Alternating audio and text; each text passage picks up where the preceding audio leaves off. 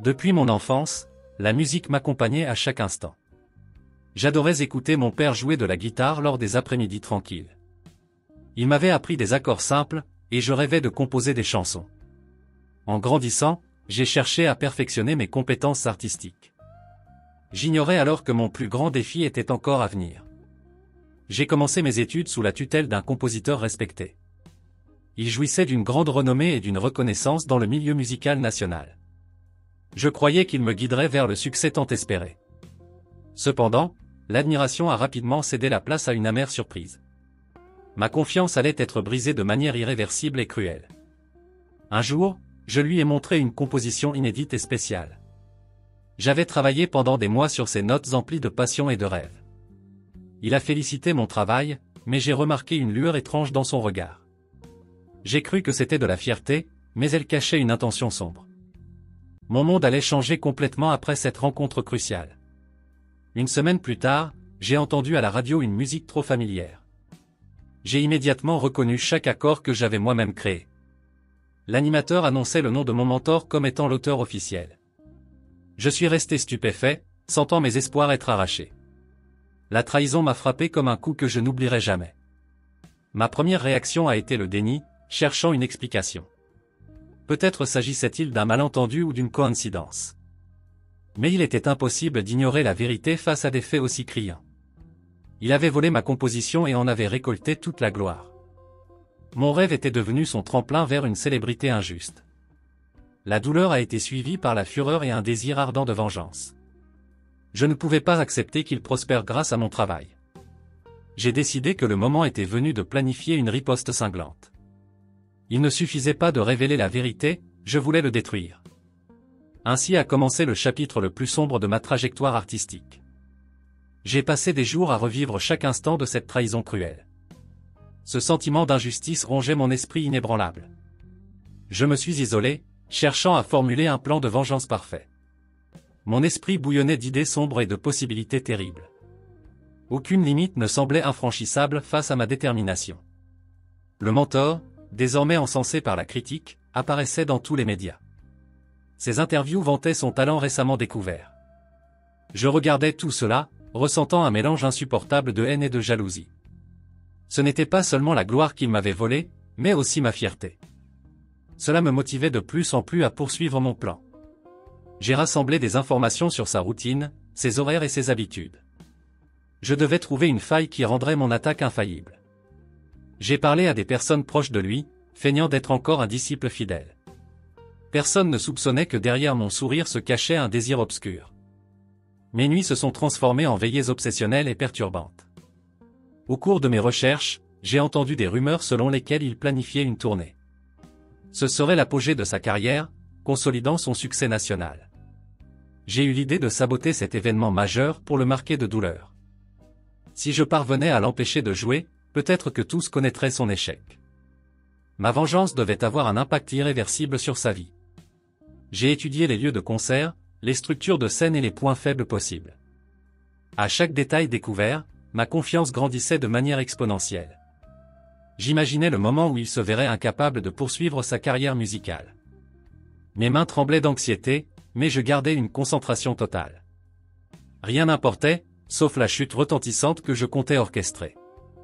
Finalement, j'ai décidé qu'un accident serait la manière la plus efficace. Quelque chose qui détruirait son prestige sans m'impliquer directement. Je ne voulais pas être arrêté, je voulais simplement le voir tomber de son piédestal. À cet instant, mon humanité devenait secondaire face à la colère. Ainsi, j'ai approché l'étape finale d'un plan macabre et calculé. J'ai finalement trouvé l'endroit parfait pour exécuter mon plan. Il devait donner un grand concert dans un théâtre historique et renommé. Son équipe montrait un décor grandiose, attirant de nombreux fans. Là, dans les coulisses, j'aurais l'occasion idéale de manipuler l'environnement. Mon cœur battait à tout rompre en visualisant chaque détail sinistre. J'ai obtenu un emploi temporaire dans l'organisation du spectacle. J'ai fait semblant d'être un bénévole passionné de musique et désireux d'aider. On m'a assigné à l'installation des équipements d'éclairage. C'était le déguisement parfait pour agir sans éveiller de soupçons dangereux. Chaque pas me rapprochait de ce que je voulais accomplir. Les jours précédant le concert, j'ai étudié soigneusement chaque fil et support.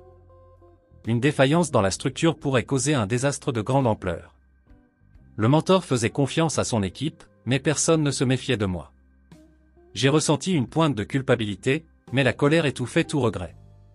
Ma détermination restait inébranlable, aveuglant ma conscience. La veille de la représentation, je suis resté seul sur la scène vide. J'ai vérifié les lumières, testant les interruptions et les surcharges électriques. Tout était prêt pour transformer ce concert en cauchemar. Je voulais que la scène devienne le théâtre de sa ruine définitive. Je n'ai même pas dormi cette nuit-là, tant la tension accumulée était grande. Quand le grand jour est arrivé, j'ai suivi chaque seconde des préparatifs finaux. Le mentor parcourait les couloirs, souriant aux fans et aux journalistes impatients. Je l'observais de loin, me rappelant les notes qu'il m'avait volées. Alors que le public s'installait, mon cœur battait à un rythme effréné. Le compte à rebours du spectacle avait commencé. Au moment exact où il est entré en scène, j'ai mis mon plan à exécution. Les lumières ont clignoté de manière anormale, créant la panique parmi les techniciens. J'ai entendu des cris lorsqu'une partie de la structure des projecteurs suspendus au plafond s'est effondrée, blessant gravement le mentor. Le chaos s'est propagé, et le spectacle a été interrompu immédiatement. Ma vengeance se concrétisait tandis que je regardais tout cela impassible. Le mentor a été emmené d'urgence à l'hôpital, grièvement blessé. Les journaux ont rapporté l'accident comme une tragédie inattendue. Le public déplorait l'incident, remettant en question la sécurité de l'événement. Je suivais tout de près, essayant de jouer l'innocent inquiet. Mais intérieurement, un sentiment de soulagement se mêlait à la culpabilité. Avec la colonne vertébrale et le cou gravement atteint, le mentor a perdu l'usage de ses membres, devenant tétraplégique. Les médecins ont affirmé que son retour sur scène serait impossible. Les médias spéculaient sur sa carrière, évoquant un avenir incertain. Je me sentais responsable, mais aussi triomphant de mon succès terrible. Le vide laissé par la trahison me consumait encore, malgré la vengeance. J'ai essayé de dissimuler ma participation, offrant de fausses condoléances. Les gens me regardaient comme un jeune homme angoissé mais solidaire. Personne ne soupçonnait que j'étais l'architecte de ce désastre planifié. La célébrité que je désirais n'en est pas venue immédiatement, comme je l'avais imaginé. Sans mon mentor actif, les portes du milieu musical se sont fermées pour moi. J'ai réalisé que ma composition voulait rester son plus grand succès. Mais maintenant, elle était liée à un artiste handicapé et souffrant. Mes pensées devenaient de plus en plus confuses et contradictoires. Les éloges envers le mentor se sont transformés en compassion pour son état. Beaucoup se solidarisaient avec sa douleur et déploraient sa perte artistique. Je regardais de loin, sans le courage de revendiquer ma paternité. Le temps passait, et je restais stagnant, sans nouvelles chansons. Il semblait que la flamme créative s'était éteinte avec mon innocence. J'ai recommencé à composer, cherchant à retrouver mon identité. Alors que je pesais mes options, j'ai reçu une invitation inattendue. Une maison de disques m'offrait la chance d'enregistrer mes propres compositions. Ils cherchaient de nouveaux talents et avaient entendu parler de mes compétences. J'ai hésité, craignant de répéter les mêmes erreurs qui m'avaient conduit au déshonneur. Mais la musique restait la seule chose capable de raviver mon espoir. J'ai décidé de tenter ma chance, présentant de nouvelles chansons et gardant mon secret. La maison de disques a été impressionnée, et mon nom a commencé à circuler timidement. Je gravissais quelques échelons, ressentant un goût amer doux à chaque victoire. Le temps a passé, et mes chansons ont commencé à gagner une certaine notoriété. J'étais invité à de petits événements, recevant des éloges sincères. La célébrité commençait à se construire. Alors, avez-vous aimé cette histoire? J'espère que vous avez apprécié chaque seconde. Likez la vidéo et abonnez-vous à la chaîne pour ne manquer aucun contenu futur. Dites-moi dans les commentaires ce que vous en avez pensé, j'adorerais savoir ce que vous en pensez. À la prochaine. Je vous attends.